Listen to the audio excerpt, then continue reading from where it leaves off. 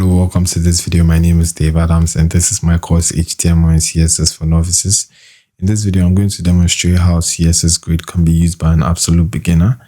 If you're new to this channel, kindly like, subscribe and share and turn on post notifications as I upload regularly. Now let's get right into this video.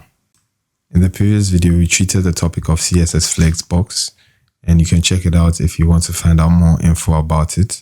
CSS Flexbox is similar to CSS Grid in the sense that it can be used for CSS layouts. So we're going to go straight into the code and then change it to today's code. The first thing we want to do is to change the title. Now what we want to do is to clear the second parent and then just copy these children and then duplicate them. We're also going to change this flex to grid. And also these children numbers as well.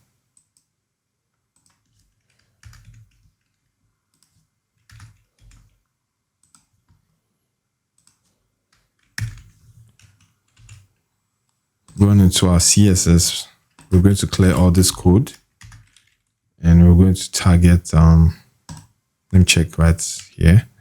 I'm just going to copy this to make everything easy. So I'm going to use the class symbol, which is a period. I'm going to clear this, do a bracket. Now, obviously, the first thing we have to do is to use the display property. And we're going to go with grid today, which is right here. Now, the next thing we want to do is to use the grid template.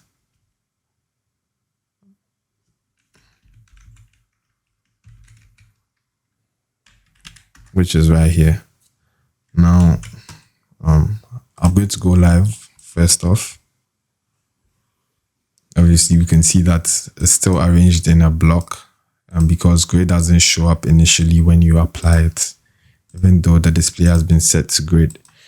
So we have 6 children or 6 grid items. And we want to arrange them into a row of 3 columns, right? So what we want to do, or what we can simply do, is to do 1 FR, 1 FR, 1 FR. And going into the browser, wait a minute. What is going on here? What is going on here? Am I getting something wrong? Grid parent 1.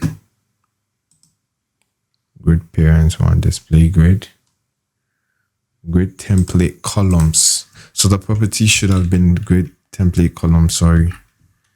So now that we have them, you can see that we have 3 columns within a row, and the browser automatically sends the next set of children to the next row, or it creates a new row and then inserts the children within the various columns. So obviously, with this info, we can do 6 columns. So I can copy and paste, and we can have 6 columns, and everything will fit right there. So I'm just going to revert back to 3 columns, and we can see that it's arranged. Now, if we wanted to space out the children, we have 2 properties. You can either do a row gap, which is the space in between the various rows, so it's like the horizontal space. Now I think with how I normally do stuff, I'm going to give the grid children some properties so they stand out.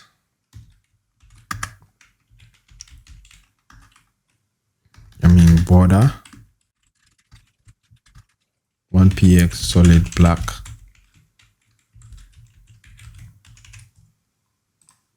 Okay, but also we can use developer tools to inspect our grid, or the grid inspector. I have a video on using developer tools, so if you want to learn more about it, you can check it out. I'll leave a card at the top and it's going to appear any moment from now.